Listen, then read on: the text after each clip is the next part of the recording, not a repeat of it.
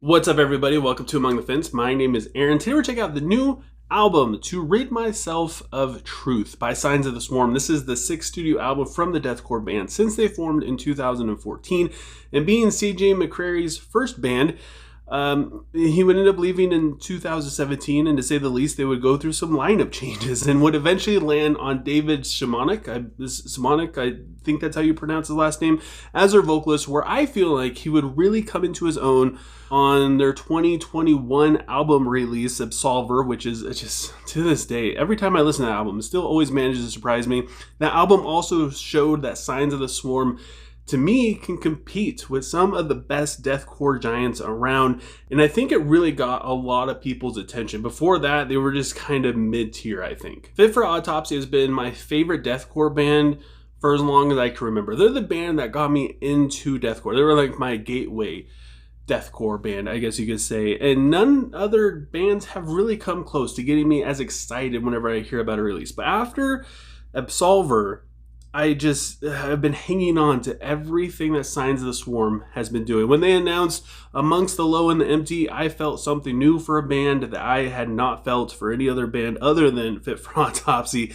And while it wasn't quite as neat and I guess like on the same level of being surprising as Absolver was for this band, the vocals, the drums, to me the overall mix was just so fantastic. I gotta say, Dream Killer is probably one of the most listened to songs for me in this genre. And that excitement would hit me once again when they announced this new album, To Rid Myself of Truth, and they drop an absolute heater of a single, Hell Must Fear Me, which is inspired by David's failed attempts to unalive himself, but he turns it around into a pretty positive message. It's pretty cool. He's basically saying, like, these failed attempts must mean that hell is afraid of me. They don't want me there because, you know, I'm just too tough for them, I guess, which I think is actually really neat. I really enjoy that message. The vocals are super snarly and they always manage to put a smile on my face. The drums and guitar riff are super crazy. I love the tone and I love the way it all comes together in the chorus. It just rattles your bones. And it really sets the tone for what you could expect off of this album, which is something that really never lets you breathe. If anything, it only becomes more intense, which a good example of this is the second single, Clouded Retinas, which features Will Ramos of all people. And again, there's a lot of chaos in the verses, and when it all comes together in the chorus, it's like a kick in the chest. The guitar tone is so freaking haunting, and I love the way the layering just makes the overall atmosphere of this song feel very eerie. The breakdown is the heaviest thing on earth, with Will Ramos sounding like a demon crawling out of hell. The title track, which is also functioning as the opening track, really does a good job at feeling like the beginning of the story. The intro builds a lot of suspense, and it's slow, and it's very evil, taking its time in the verses, and I love the kind of tribal sounding drums and the guitar hanging out in the background. It gives it like this something wicked this way comes kind of feel to it, and the chorus peaks with everything building up. Natural Selection has this kind of laser sounding robotic riff to it where they show off their technical side. It sounds kind of Middle Eastern in a sense. It's probably within the Phrygian scale for all of my music nerds out there. While it does have a really pounding quality to it, it always reverts back to that colorful melody, which reminds me a lot of something that After the Burial would do, and it's something that I enjoy quite a bit. And I don't know how David manages to get that gurgly, snarly, growly sound going into the breakdown, because honestly, if I tried it, I would just end up hurting myself. And also that guitar tone is just something, it just sticks out to me every once in a while. It's kind of hidden in the background and in the mix, honestly. Every once in a while that guitar tone just sneaks out there and you hear a really cool riff, and it's just, I can't get enough of it. And then we have Scars Upon Scars, and I gotta say, I don't normally fall in love with singles. Singles are usually just kind of there for me. I like the deep cuts more than anything else. Those are the songs that I fall in love with. But Scars Upon Scars, it just won my heart. The personal lyrics about overdosing and struggling with addiction are just so well written, and the refrain is perfect. And again, that guitar tone, somebody says it sounds like the guitar's farting, which I mean it does, but at the same time, to me, it is just the most beautiful music to my ears. The low vocals the guitar sounding like to me, it's more like a chainsaw. It's just, everything is just so perfect. And the way the breakdown flows right into that final chorus, to me, this is like the perfect single that you could release without it sounding like a radio play song. And then we have Chariot, which goes all in with a riff that never stops and the vocals to match it. The vocals in the chorus are just so powerful, and they sound like, honestly, like a different person. I had to check a few times to see if there was a feature in this song, because it just sounds so different, especially compared to the vocals in the verse that are just as extreme and snarly and evil sounding as possible. And I love how straightforward this song is, where it's just dedicated to being as heavy as possible, which is kind of a throwback to what this band used to do back in the day. Iron Sacrament has a bunch of dissonance in the riff, which again reminds me of something that After the Burial would do. Another one of my favorite bands, so I am not upset at that whatsoever.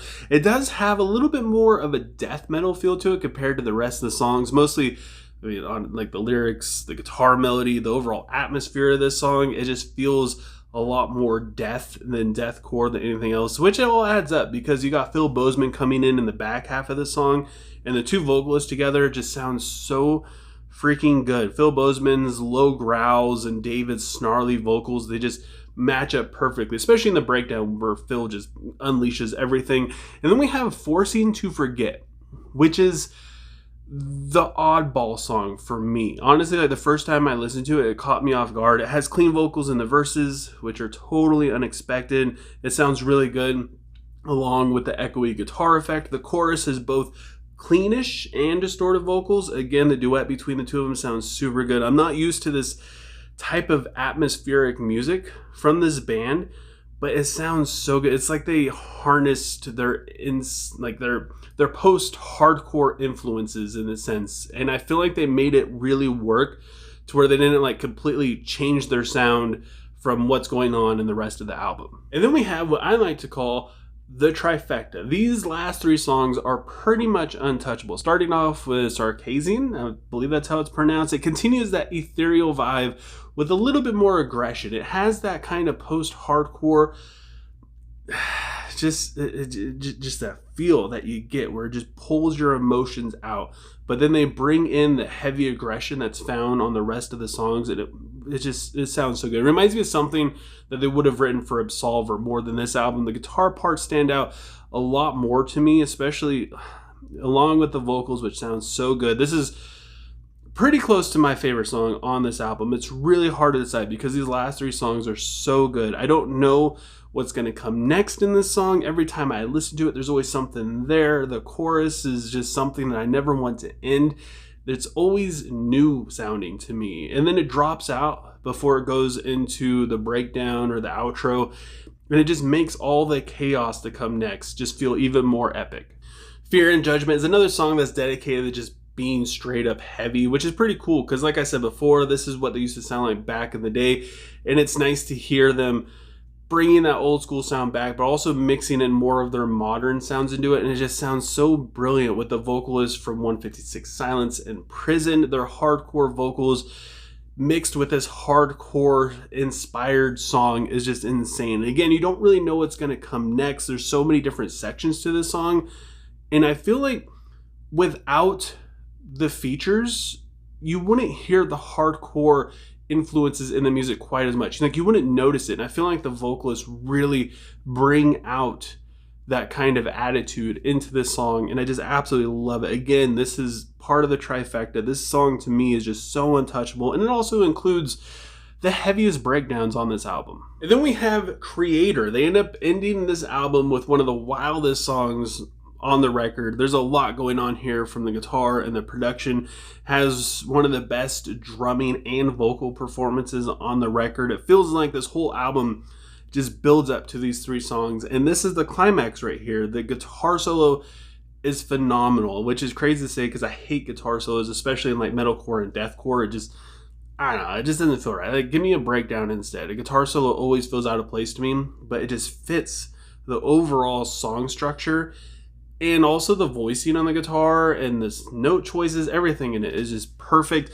The lyrics are sick. They fit with the powerful crescendos so well. The vocals, The song is like, it's near perfect. These are like the perfect 3 songs. If the other 8 songs on this record completely suck, but you just keep pushing through, and if they all lead you to these last 3 songs, to me it's worth it. I mean, straight up. If you hate the first 8 songs, just keep pushing through, because once you get to 9, 10, and 11, this is where home is. This is it right here. Good thing the other 8 songs don't suck.